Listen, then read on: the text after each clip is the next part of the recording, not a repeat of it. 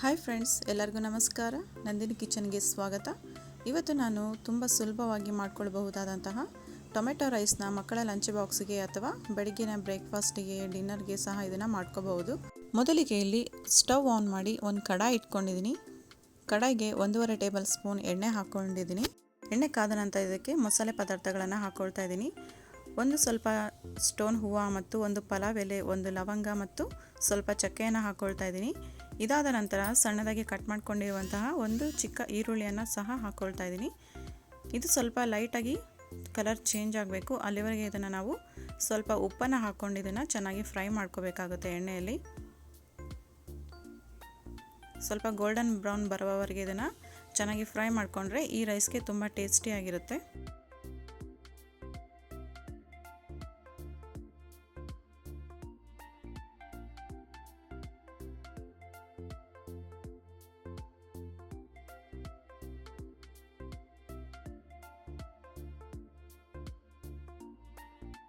ಉಳ್ಳಾಗಡ್ಡೆ ಎಲ್ಲ ಚೆನ್ನಾಗಿ ಸಾಫ್ಟ್ ಆದಮೇಲೆ ಇದಕ್ಕೆ ಒಂದು ಕಡ್ಡಿ ಕರಿಬೇವನ್ನು ಹಾಕ್ಕೊಳ್ತಾ ಇದ್ದೀನಿ. ಇದನ್ನು ಸಹ ಸ್ವಲ್ಪ ಫ್ರೈ ಮಾಡ್ಕೊಳ್ಳಿ.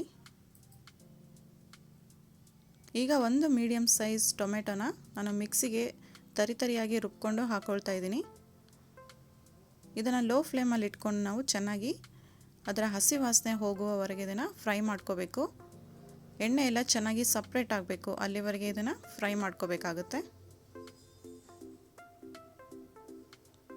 ನೋಡ್ತಿದ್ದೀರಲ್ಲ, ಈ ರೀತಿಯಾಗಿ ಚೆನ್ನಾಗಿ ಎಣ್ಣೆ ಎಲ್ಲ ಸೈಡಲ್ಲೆಲ್ಲ ಬಿಟ್ಕೋಬೇಕು. ಅಲ್ಲಿವರೆಗೆ ಇದನ್ನು ಚೆನ್ನಾಗಿ ಫ್ರೈ ಮಾಡ್ಕೊಂಡಾದಮೇಲೆ ಇದಕ್ಕೆ ನಾನು ಖಾರಕ್ಕೆ ಅರ್ಧ ಟೇಬಲ್ ಸ್ಪೂನ್ ಒಣ ಖಾರವನ್ನು ಹಾಕ್ಕೊಳ್ತಾ ಇದ್ದೀನಿ. ನಿಮ್ಮ ಮಕ್ಕಳು ತಿನ್ನುವ ರುಚಿ ಖಾರ ನೋಡಿಕೊಂಡು ನೀವು ಹೆಚ್ಚು ಕಡಿಮೆ ಮಾಡ್ಕೊಳ್ಳಿ. ಖಾರವನ್ನು ಹಾಕ್ಕೊಂಡ್ಮೇಲೆ ಇದನ್ನು ಚೆನ್ನಾಗಿ ಫ್ರೈ ಮಾಡಿ. ನೋಡ್ತಿದ್ದೀರಲ್ಲ ಎಷ್ಟು ಕಲರ್ಫುಲ್ಲಾಗಿ ಬಂದಿದೆ ಅಂತ. ತುಂಬ ಸಿಂಪಲ್ಲಾಗಿ ಕಡಿಮೆ ಇಂಗ್ರೀಡಿಯೆಂಟ್ಸಿಂದ ಮಾಡ್ಕೊಳ್ಬಹುದಾದಂತಹ ಒಂದು ರೈಸ್ ರೆಸಿಪಿನ ಅಂತಲೇ ಹೇಳ್ಬೋದು. ಇದಕ್ಕೆ ಇವಾಗ ಉದುರಾಗಿ ಮಾಡಿಟ್ಕೊಂಡಿರುವಂತಹ ಅನ್ನವನ್ನು ಹಾಕ್ಕೊಳ್ತಾ ಇದ್ದೀನಿ. ಒಗ್ಗರಣೆಗೆ ಎಷ್ಟು ಹಿಡಿಯುತ್ತೆ ಅಷ್ಟು ಮಾತ್ರ ರೈಸನ್ನು ಹಾಕ್ಕೊಂಡು ಚೆನ್ನಾಗಿ ಮಿಕ್ಸ್ ಮಾಡ್ಕೋಬೇಕು.